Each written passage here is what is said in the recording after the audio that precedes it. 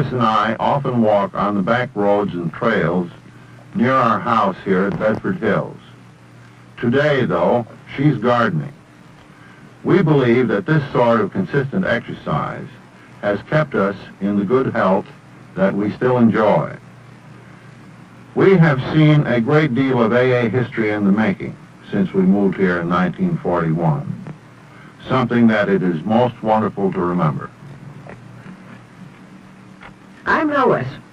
Bill and I are so grateful that we have been able to live and work together here in the country. Bill has a studio on our hill where he writes. I work in the garden and carry on with Al-Anon at my desk upstairs. Welcome to Stepping Stones, dear friends.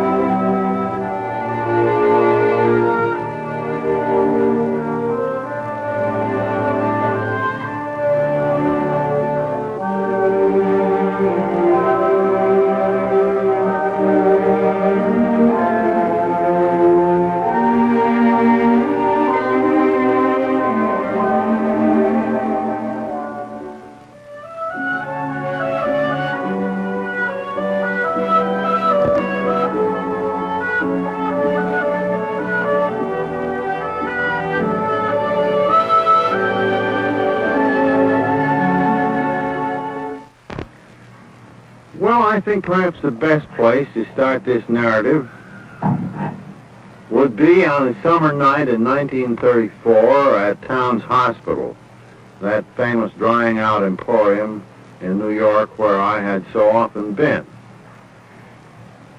On this occasion, I was there next to my last time, and the news was all bad. I knew that you were talking to the doctor downstairs, dear old Dr. Silkworth, who has become enshrined in our hearts in all the years since as nothing less than a medical saint. I never will forget his telling me that you were absolutely hopeless, that he'd once thought that there was hope. But now he was afraid I would have to commit you, or you would die of alcoholism, or go insane. He had intimated that to me before, as you well know, that this could be the end of the line. But up until this point, I had had some hope myself. As you remember, he had described alcoholism to us as a sort of terrible compulsion to drink against one's will, against one's happiness, and against one's best interest. A compulsion not too often overcome by an individual on his own resources. Attached to this, he thought there was a physical condition, an allergy, so that if the drinking persisted, it eventually meant insanity or death.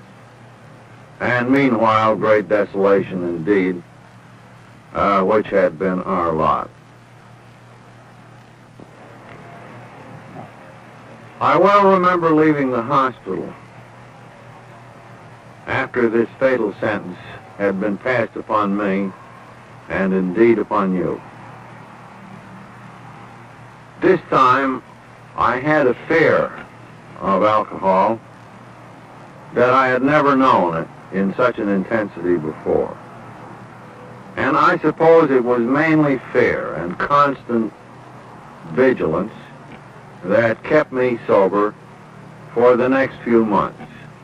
I remember how you made every effort, how we went on many walks, how we read together, how we exerted every possible resource we could to combat this thing. Then I remember how I began to feel better, how confidence returned, though false confidence it proved to be. Little by little, the horror of the experience at Towns lessened, almost disappeared. I even went back over to Wall Street and was able to pick up a few dollars.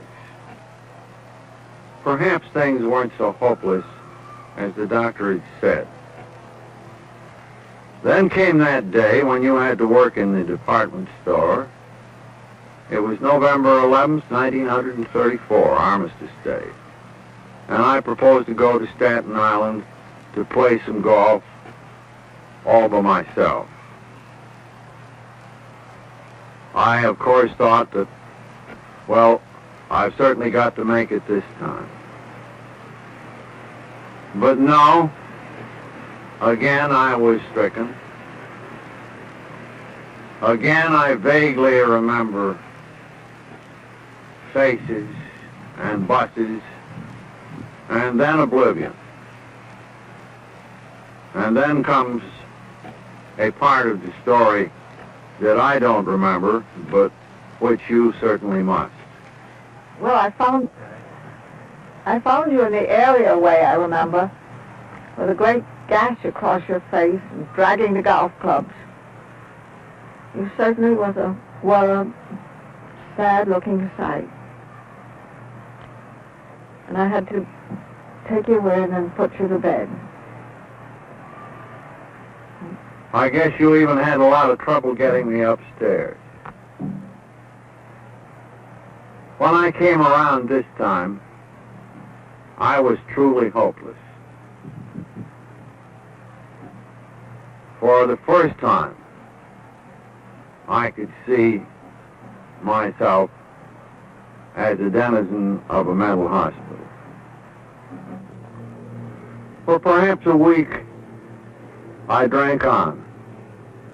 And if that were possible, the utter hopelessness of our situation was borne in on me. I seldom left the house except to get gin. I was either on my bed asleep or downstairs in the kitchen, my favorite drinking spot. While there on a bleak afternoon in that month of November, the telephone suddenly rang. I went, and I heard the voice of an old school friend, the one now so well and affectionately known to AA as Ebby. I asked him to come over, sensing, however, that he was in New York sober. I couldn't remember a time when he had paid such a visit. Soon he was at the outer door. I looked through the grating at him, and even in my haze, I at once perceived that something extraordinary had happened. He greeted me very cheerily. I stumbled inside. We sat at the kitchen table. I pushed across to him a pitcher of gin flavored with pineapple juice. And at this point, he shook his head and with a smile said, "Well, I'm not drinking just now." Well, this mystified and also disappointed me. I thought that he and I could retreat into the past. I knew that he had been threatened by commitment to an institution, and the same threat overhung me. So we were companions in misery, But he wasn't miserable at all. I couldn't understand it. Something had happened. So I said to him, Ebby, what's got into you? Why won't you drink and talk about the good old days? Well, he said, I'll put it to you in a few words. I've got religion. Well, that was a terrific blow to me. I just couldn't understand a man like Ebby getting religion. After all, I'd had one of these wonderful scientific trainings that had taught me that man evolved from the ooze, and that was it. So here was my friend, he'd got religion. Well, I knew I had to be polite, so I said, well, Ebby, could you tell me what brand this is? Well, he wouldn't commit himself to saying it was a brand. He told of his association with the Oxford groups and how they emphasized getting honest with one another, with making a survey of their defects, admitting that they were powerless without the help of God. Cliches of that sort, they seemed to be then. And then he told how, when he had become willing to try these simple expedients and to try helping another without any thought of reward, he had been released, as he said, from this awful compulsion to drink. Well, his story made an impression on me. It was bound to, because after all, we were blood brothers under the skin, victims of the same malady. So what he had to say struck me deep. There was nothing new in the principles he advocated, but here he was living proof of their effectiveness. One alcoholic talking to another, forming the first link in the chain that has become Alcoholics Anonymous of today. Well, at this juncture, Lois came home and found us both there. I think she was dismayed at first, but she saw that at least Ebby was sober. So can you remember your reaction as you came down into the kitchen? I wasn't entirely happy about the whole setup. Well, my dear, you couldn't be blamed for that. I can't seem to remember what happened then. Ebby took his leave at some point, but in no waking hour in the days that followed could the memory of his face and what he had to say leave me. I kept returning to it again and again. The drinking went on, but not at such a heavy pace. Of course, I was nonplussed that he believed in God. The idea of getting honest with oneself, with other people, with helping others, that would all come easy. But that it was necessary for me to believe in God to achieve recovery from alcoholism, well, this just couldn't be. So, in a way, the first effect of his talk upon me was to deepen my dilemma. Perhaps I was within sight of salvation, but still unable to reach the other shore. And so my thinking went on, and so did the drinking. Until one morning, after Lois had left for the department store, where she was working to support me, I resolved to go back to see Dr. Silkworth at Towns Hospital, ask him to sober me up again, so that I could get a clear view of Ebby and his cure for drinking. I remember on the way buying a lot of beer, drinking most of it, coming into the hospital waving a bottle, shouting at the doctor that this time I had something. Well, this dear old man who really loved me shook his head sadly and said, I guess you have. You'd better get upstairs and go to bed. So to bed I went. This time I was physically still in pretty good shape. The drinking hadn't got on long enough. So, in a matter of 2 or 3 days, I was well off the liquor, but still fearfully depressed, still in the grip of my awful dilemma. How was I to achieve a belief in God, were that required to stop my drinking? I became more and more morose. I just couldn't see how this corner could be got around. At about 11 o'clock in the morning of the 3rd day, my friend Ebby stood in the door. As before, bright and cheerful. I remember being a little suspicious of him. I thought perhaps this time he'd turn on the evangelical heat. But no, he was a prudent man. We chatted about everything excepting drinking. And it finally put me in the position of having to ask him again about those simple principles for recovery.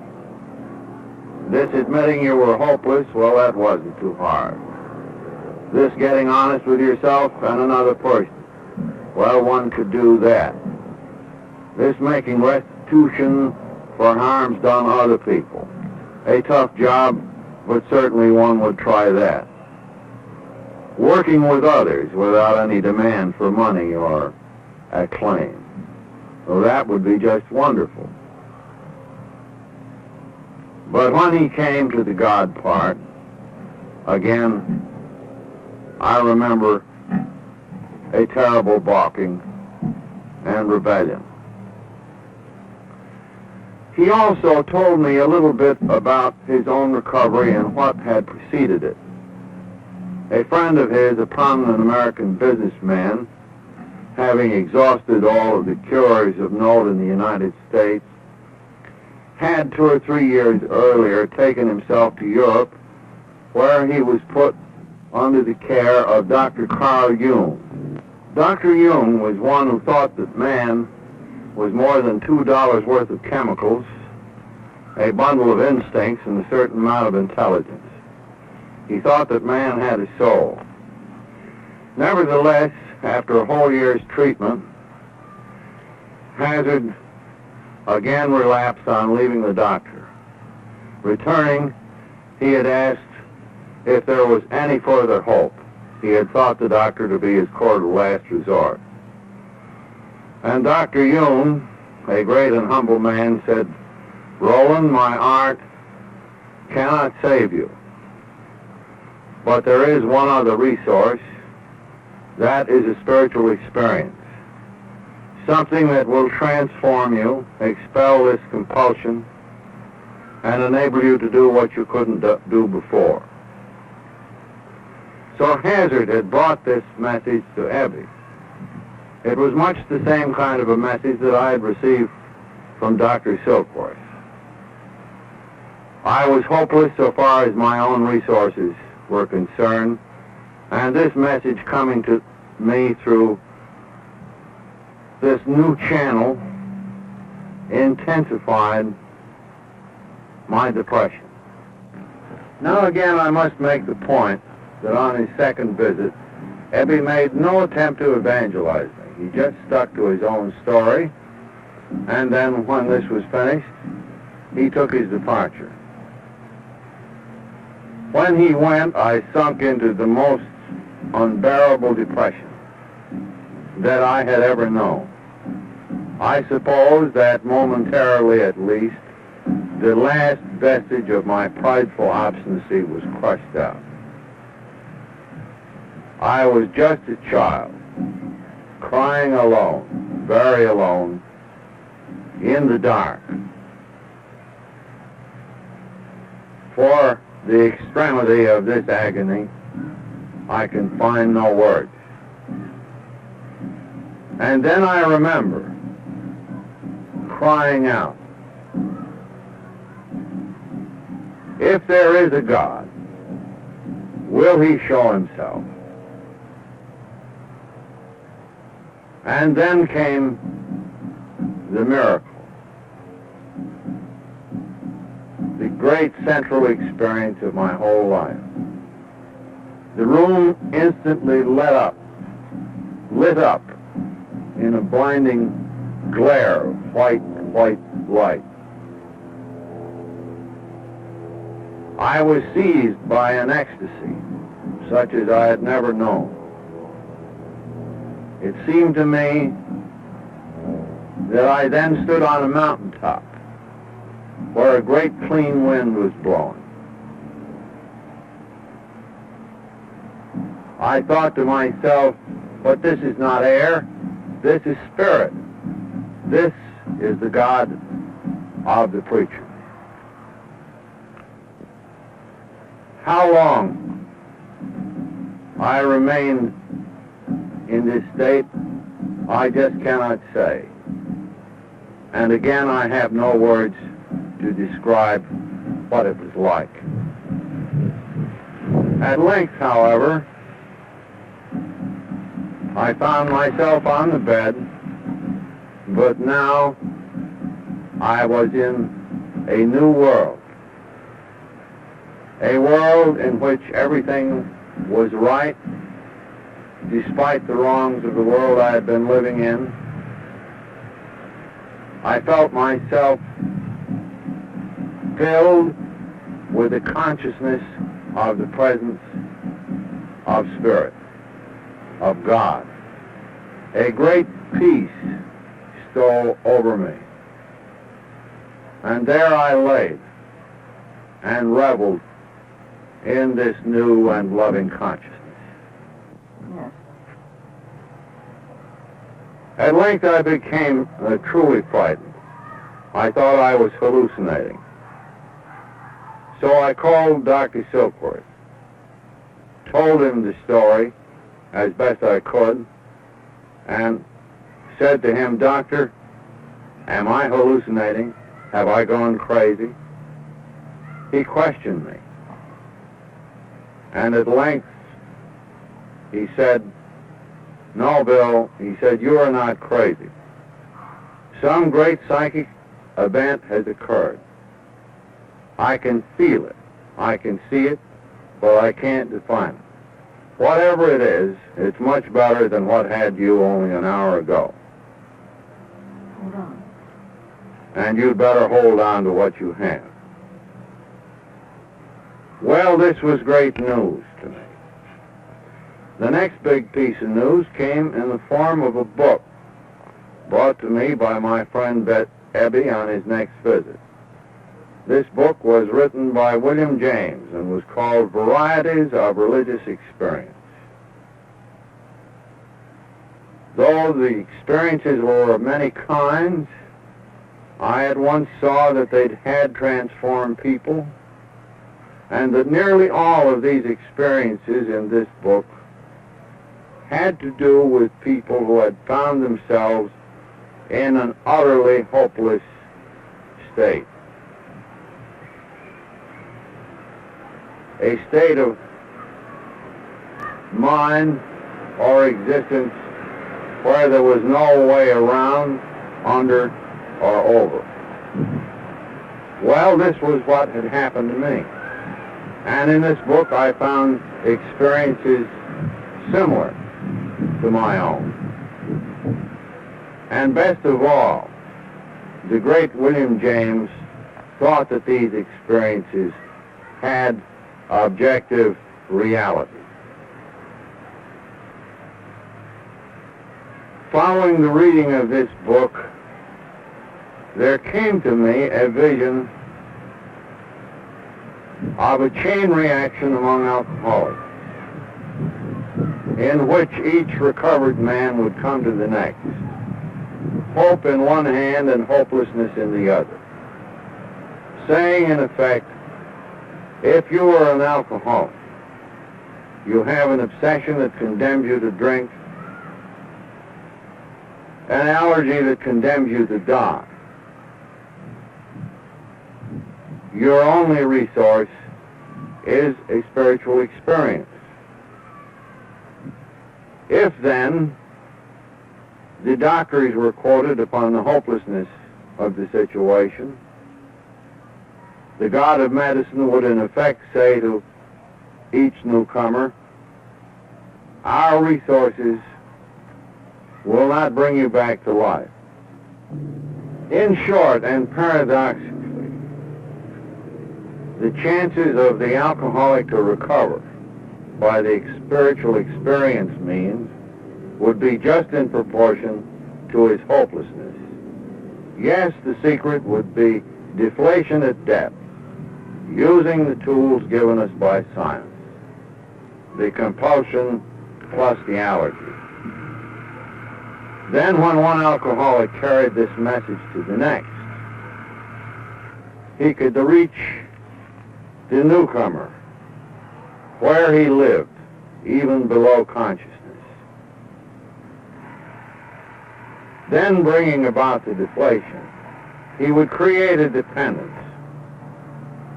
of the newcomer upon his sponsor, upon a group if there were any, and finally upon God. In some such form, the concept of such a possible chain reaction occurred to me. Leaving the hospital shortly afterward, I joined up with the Oxford groups, and along with Ebby and Roland and 2 or 3 other drunks, we began to work with alcoholics. The result was almost nil. In my case, it was absolutely nil, because at that time I was insisting that everybody have a spiritual experience just like mine. I'm afraid that I was preaching and I was pontificating. I tried dozens of drunks at Towns Hospital, where Silkworth let me talk to them, and scores more we found in a mission connected with Calvary Church, whose rector was Dr. Sam Shoemaker, whose influence was to be so great upon our destiny. But still nothing much happened. Either the drunks would tap their heads and look the other way, or they might stay sober a matter of weeks or months and then flop dismally. So little by little I discovered that I had converted my wonderful experience into a foolish rationalization by which I myself had begun to play God. At this juncture, I tried to get back into business. And then came an opportunity to engage in a struggle for a control of a small machine tool company in Akron, Ohio. It was getting chilly out here. Lois, you look as cold as you can be. Why don't we go inside and continue there, and maybe you'd make us a pot of coffee. Okay, let's go.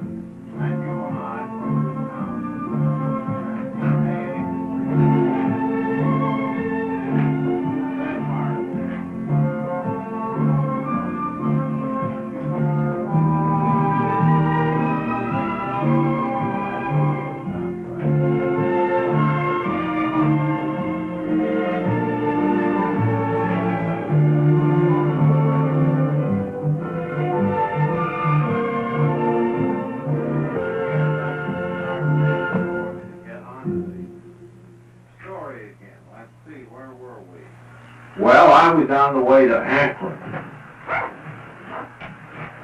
in the company with a number of newly found business friends.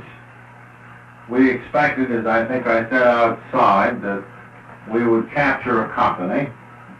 Of course, drunk-like, I expected to be the president. Well, what about to work with alcoholics? Oh, well, I would, do it on the side. So bravely we set out. The proxy fight came off. Our side was handsomely licked. All of them went home, but I stayed in the hotel for the simple reason I didn't have the fare and no one offered to give it to me. So here I was on a Saturday afternoon, alone in the Mayflower Hotel at Akron, Ohio. I walked down to the lobby, strode back and forth. At one end there was a plaque with the names of the various churches and preachers. At the other end of my beat there was a bar room. The bar room was filling up, and so were the people in it. And that buzz, so characteristic of bars, had a pleasant sound to me. Soon I found myself saying, well, perhaps I could go in there and have a drink of ginger ale and possibly scrape an acquaintance to pass away this lonely afternoon. And then I caught myself and thought, well, I have been restored to sanity. I can see I'm in danger. I walked over to the church directory again, thinking, well, now perhaps I had better find an alcoholic that I might talk to. Because at last, I see that I need such a person as much as he could possibly need me. No more of this preaching I had been doing in New York. So here I was, standing in front of the church directory, wondering what next. It suddenly occurred to me that perhaps one of the preachers on the list there could refer me to a drunk that I might work on. My fingers slid down across the list and finally stopped at the name of Walter Tunks, later to become a wonderful friend of AA, and who happened to be the Episcopal rector in the town. So I called up the good Reverend, explained my need for a drunk to work on. At first he was rather nonplussed. He almost remarked that one drunk at a time is enough. Anyhow, he caught the drift of what I needed, and he referred me to still another person, a member of the Oxford groups in Akron. And from him, I secured a list of about 10 people that might, any one of them, put me in contact with the drunk. Well, I felt better, went upstairs, got on the phone, and one after one, the calls fell through. They didn't answer. They could perhaps see me in church on Sunday. One after another, the list was all gone, excepting the very last name. And this name was Henrietta Seiberling. And I connected her with Frank Seiberling, the rubber tycoon who I had met years before. Well, I couldn't imagine going to Mrs. Seiberling on a Saturday afternoon, asking if she knew of a drunk that I might work on. I even went downstairs and walked up and down some more. Suddenly, something said to me, "You had better call that number." So I did call, and a warm southern voice came over the wire. This was Henrietta Seiberling. She was the daughter-in-law, not the one I thought. I explained my need, and she said, "Well, I'm no alcoholic, but I've had my troubles. I think I understand. Won't you come right straight out here?" In no time, I stood before Henrietta's house, which was the gatehouse to that great estate. She met me in the door, showed me in, and listened while I poured out my story. Finally, she said, "I think you should meet Dr. Bob. He's a surgeon here in town. He's been in our Oxford groups. He's tried all sorts of cures. I'm sure he wants to stop drinking, but he simply can't. The family is in awful shape. The kids are in disarray." Henrietta went on to say that Ann Smith, Bob's wife, was about on the verge of a nervous breakdown. Moreover, the mortgage on the house was close to being foreclosed. Things just simply couldn't be worse. "So," said Henrietta, "would you like to talk with him?" Well, I certainly thought I would. I needed him as much as he needed me. Fine, Bill. Suppose we have a cup of coffee. Good idea.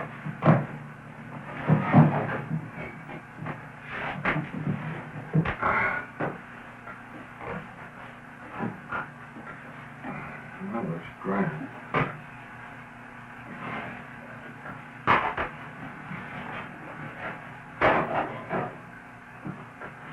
Sugar lady?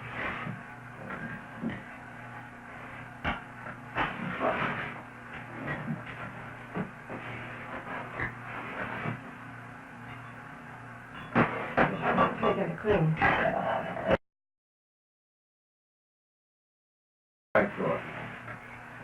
Well, shall we go on? Henrietta got onto the phone, and Ann Smith replied immediately. "Was Dr. Bob there?" "Well," said Ann Smith, "he's just come in. As you know, it's Mother's Day. He's brought me a wonderful potted plant, but I'm afraid, Henrietta, that we can't come.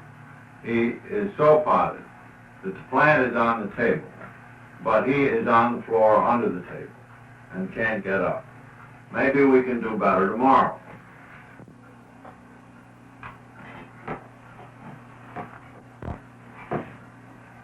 I shall never forget the next day.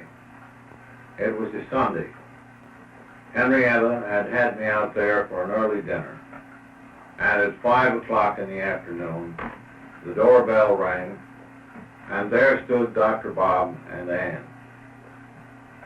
Ann looking slightly hopeful, but Bob not looking a bit like a founder. He was shaking violently. He said, "I have another engagement. I don't believe that I can stay but a few minutes." Henrietta took in the situation at once, and with her usual understanding, she insisted that Dr. Bob and I go into the library where we could chat. So here it was. One drunk talking to another, because the one talking needed the message too. So first I unfolded Dr. Silkworth's ideas about alcoholism, how it was an actual disease, how the body developed a sensitivity which he called an allergy. And worse still, how the mind and emotions began to be beset with a compulsion that condemned us to go on drinking, and therefore to go mad or to die, a point at which Dr. Bob was certainly approaching. Afterward, he told me that the transmission of this bad news, how medically hopeless he was the thing that probably triggered his recovery. In fact, if you wish to look up his story in the AA book, you can see from his point of view how this all happened. Meanwhile, I told him about the possibility of a chain reaction about drunks, or among drunks, about all of my failures in New York. Well, it was one of AA's great hours. Afterward, Dr. Bob, having forgotten entirely about his hangover, Ann invited me to come and stay at their house, which I did, the better to carry on the proxy fight. Well, we had a great companionship over there. There was Bible reading in the morning, 2 or 3 times a day, coffee. Bob got back on the job, and he began to feel much better, and his drinking stopped abruptly. But one day he said to Ann and me, rather shyly, that the time had come for him to go down to Atlantic City to that usual yearly medical convention. Ann's face fell, but I signaled her to let him go, and she did. Nothing was heard of the upcoming founder for some 5 days, when the conductor spilled him off the train at 4 o'clock in the morning at Akron. He was too sheepish to call up his house, where we were. He called up his nurse, and she and her husband came and got him, took him there, and when he had been put under a little treatment, they brought him back to his own home. Well, then developed a terrible dilemma. It happened at 3 days since, or 3 days afterward, rather, that Dr. Bob must perform an operation, something he had begun, a piece of work on the operating table that he just had to complete. Here he was in a terrible state of the shakes. How could he possibly perform this operation? So Ann and I undertook a day and night tapering down operation. And on the morning of the 3rd day, the day of the operation, it being about 4 o'clock, I looked across from my bed to that of Dr. Bob, and there he was, wide awake, of course. And he looked at me and said, "This is it. I'm going through with it." And I said, "Do you mean the operation?" Well, he said, "I hope the operation. But this way of life is for me." Well, he was still in rugged shape. Ann and I drove him to the hospital. Just outside, he had a final bottle of beer and 1 goofball, went inside, and performed that operation. You can imagine how we felt sitting there in that car just waiting. But after a while, he came out, drove us home, and then disappeared again with his car. And when he finally arrived on Ardmore Avenue next, he told us that he had been making restitution to people that he had harmed. He was beginning to practice what we now know to be AA principles. So that was the beginning for Dr. Bob and for me. Presently, Dr. Bob said, "But Bill, shouldn't we be working on other alcoholics? I know I'd like to do this, and we'd better take out some protection for ourselves." Well, I said, "Have you got any ideas? Where can we find some?" Well, he said, "I used to be on the staff down at the city hospital, and they have a ward. They're always coming in there. Supposing I call up a nurse I know." So he called this lady and explained to her that he and a friend from New York had a new method of drying up alcoholics. And the nurse, with some asperity, still with good humor, I imagine, said, "Well, Dr. Bob, considering your performance down here, I hope you've tried it on yourself." And he said, "Well, I certainly have." So said the nurse, "Well, we've got just the customer for you. He's just come into emergency. He's black both eyes of one nurse. He's in delirium. We have him strapped down and under control." Well, Dr. Bob made a few suggestions for medication, which the nurse noted, and he said, "We'll be down tomorrow." On the morrow, Dr. Bob and I saw the man on the bed, a phrase that has become so familiar to all of us. We were visiting one of Akron's prominent lawyers. He had gone all to pieces. He had been in the hospital 4 times in the last 6 months. And as he hopelessly told us, he couldn't even get home without getting drunk. So I told him the nature of his malady, quoting Dr. Silkworth. Dr. Bob told his experience so far as he had come, and still the man on the bed shook his head and said, "No, I'm afraid this isn't for me. I'm just too far gone.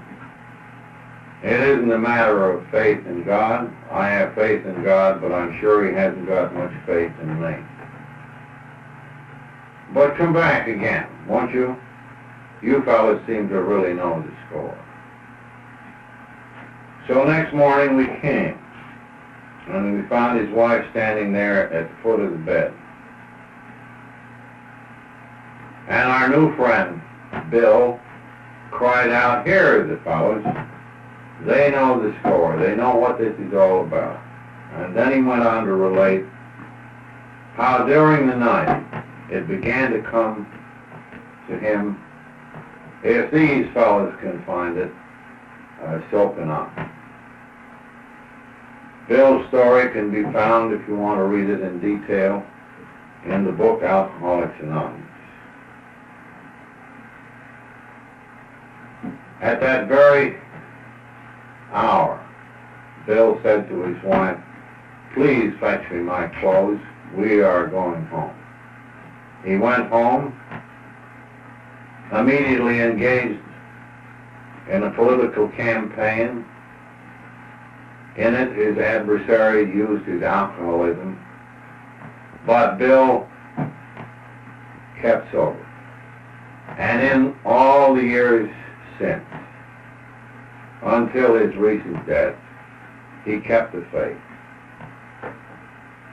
Now we see in retrospect that this really meant that the first group of Alcoholics Anonymous had already taken shape in Akron, the city on the hill.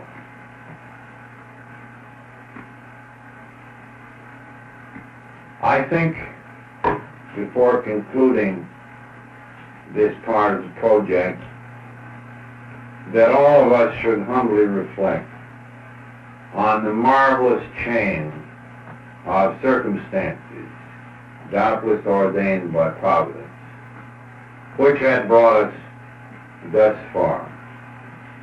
It required the humility of Dr. Jung in his office telling a patient, only a spiritual experience can save you.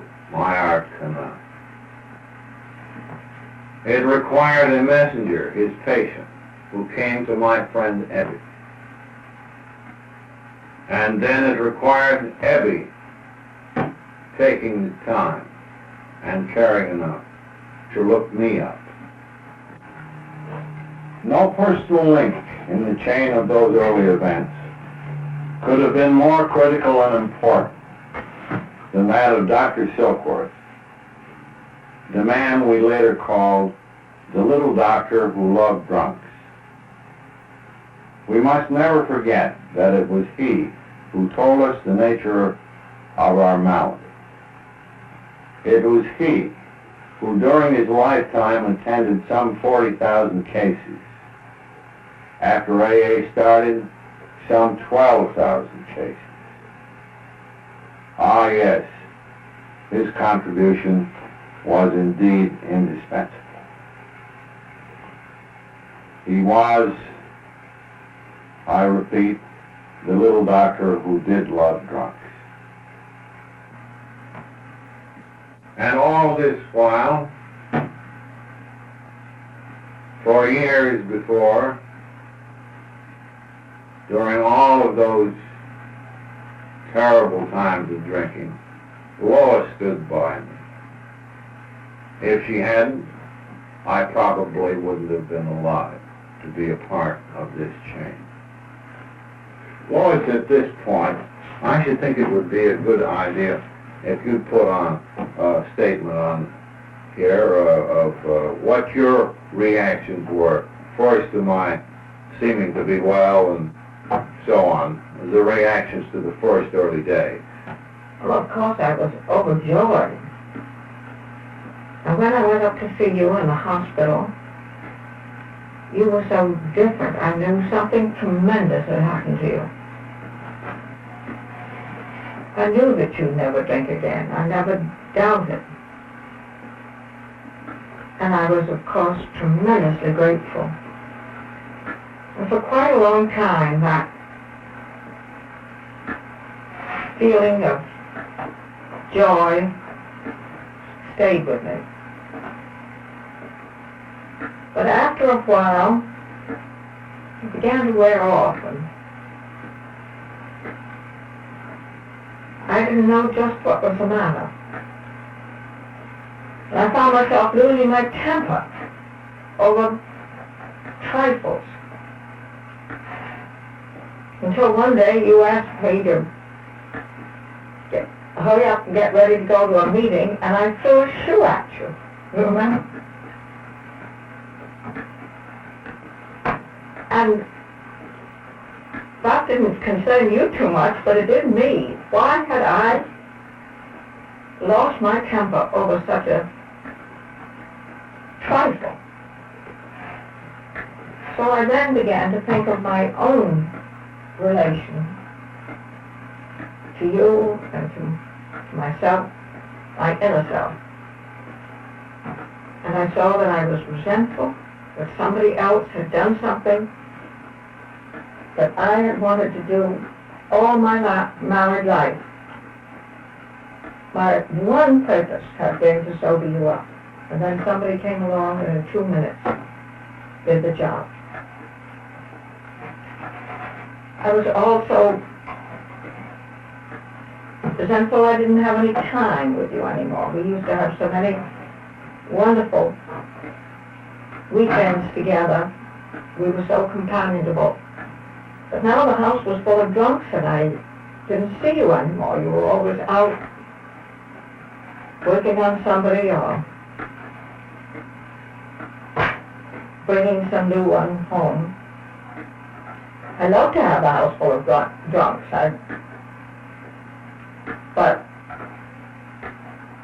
I didn't have that same feeling of need. I didn't feel that I was needed any longer. I had been terribly important before in my own eyes. I had a big job to do. Now I had nothing. I didn't know where I stood. I was still completely grateful for this wonderful thing. But I myself